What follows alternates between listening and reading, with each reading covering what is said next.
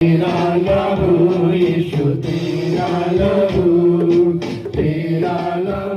यीशु तेरा लहू। और भी और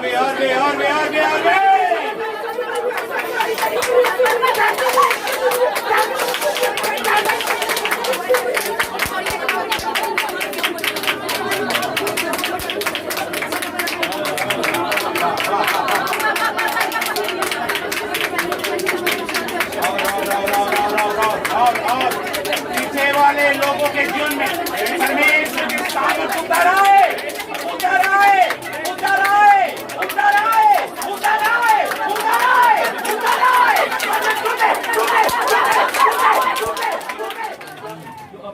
जो अपने आपको धोखा देते हैं, आपको क्या करता है? ध्यान सुने, क्या लिखा हुआ है? हमें केवल सुनना नहीं है परमेश्वर के वचन को, परंतु वचन के आधार पे हमें क्या करना है? चलना है। समझ आ रहे हैं? और जो लोग वचन को सुनते हैं और उसके ऊपर नहीं चलते, वे व्यक्ति अपने आप को क्या देते हैं? धोखा देते हैं। इसलिए उसका 19 पद को अगर हम पढ़ते हैं तो वहां पे क्या लिखा हुआ है? 19वें पद में, हे मेरे प्रिय, हाँ, हे मेरे प्रिय भाई और बहनों, यह बात तुम जान लो, हाँ, हर एक मनुष्य सुनने के लिए, क्या सुनने के लिए? परमेश्वर के वचन को सुनने के लिए तत्पर और बोलने में धीर। हाँ, बस क्या होना चाहिए? हमें परमेश्वर के वचन को सुनने में क्या होना चाहिए? तत्पर होना चाहिए। समझ आ रहे हैं? हालेलुया। मेरे प्रियो, आप लोगों को मैं साफ साफ बताना चाहता हूं, केवल वचन में चंगाई है। किसमें चंगाई है? वचन में चंगाई है, वचन में छुटकारा है, वचन में आशीष है। आपको केवल सुनना नहीं है, परंतु वचन के ऊपर क्या करना है? चलना भी है। वचन के आधार पे आपको चलना है। और जो व्यक्ति वचन के आधार पे चलता है, वो व्यक्ति चंगाई को, छुटकारा को और आशीषों को प्राप्त करता है। उसके बाद में प्रभु यीशु मसीह को क्या कर जाते हैं? भूल जाते हैं। परंतु हमें भूलना नहीं है, उसके उपकारों को नहीं भूलना है। उसके नीचे पद में क्या लिखा हुआ है? 23 पद में क्या लिखा हुआ? पढ़ें। क्योंकि जो कोई वचन का हाँ सुनने वाला हो, हाँ, ध्यान सुने, केवल सुनने वाला हो और उस पर चलने वाला ना हो, ध्यान सुने, क्या लिखा हुआ है? उस पर चलने वाला ना हो तो वह उस मनुष्य के समान है, जो अपना हाँ स्वाभाविक मुंह दर्पण में देखता है। हाँ, क्या करता है? देखता है। हम लोग कुछ टाइम जाते हैं, अपने मुंह को क्या करते हैं? दर्पण में देखते हैं। उसके बाद में क्या होता है? पढ़े नीचे में, इसलिए कि हाँ, वह अपने आप को हाँ, देखकर हाँ, चला जाता और हाँ, तुरंत भूल जाता है। हाँ, उसके बाद क्या हो जाते हैं? हम तुरंत भूल जाते हैं। समझ आ रहे हैं? हालेलुया। हम लोग जाते हैं दर्पण के पास में और क्या करते हैं? अपने चेहरे को क्या करते हैं? देखते हैं और हम अच्छा सा सजते हैं, संवरते हैं, अच्छा होते हैं। उसके बाद हालेलुया, जैसे ही दर्पण के सामने से हम हटे, क्या हो जाते हैं? अपने चेहरे को भूल जाते हैं कि हम कैसे हैं। तो मेरे प्रियो, आप लोगों को बताना चाहता हूं, हाँ, जो व्यक्ति वचन को सुनता है और उस वचन के आधार पे नहीं चलता, वो व्यक्ति ऐसा ही है। और वो व्यक्ति अपने आप को क्या देता है? धोखा देता है। नीचे पद में क्या लिखा हुआ? पढ़े। हाँ, इसलिए कि वह अपने आप हाँ, बचे। हाँ, पर जो व्यक्ति हाँ, स्वतंत्रता की, हाँ, ध्यान सुने, वहां पे लकीर कर लें। क्या लिखा हुआ है? स्वतंत्रता की सिद्ध व्यवस्था पर, हाँ, थोड़ा सा, हाँ भाई, देखो, ध्यान सुने, हाँ, पर जो व्यक्ति स्वतंत्रता की, हाँ, पर जो व्यक्ति परमेश्वर की स्वतंत्रता की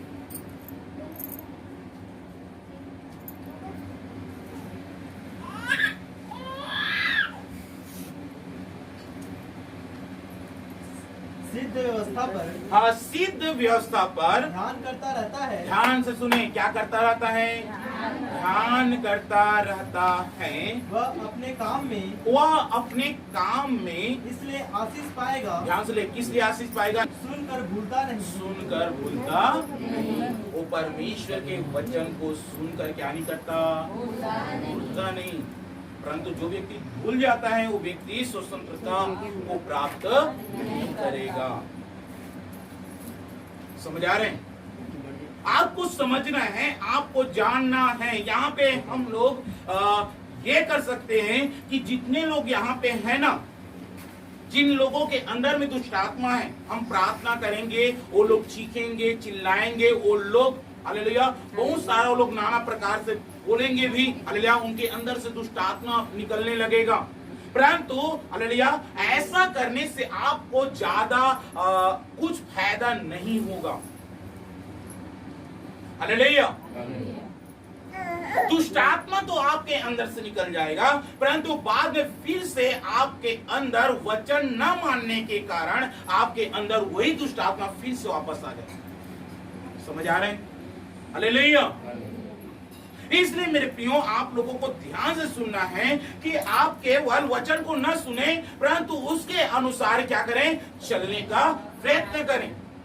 इसलिए प्रकाशित वाक्य उसका एक अध्याय उसका 3 पद में क्या लिखा हुआ है, पढ़ें।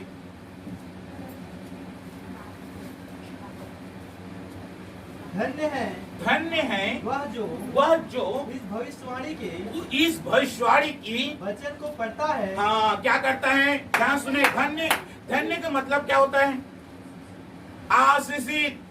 सब बोले आशीषित। परमेश्वर का हाथ उसके ऊपर में है। हमें कह सकते हैं परमेश्वर का हाथ उस व्यक्ति के ऊपर में है, उसको बोला जाता है धन्य।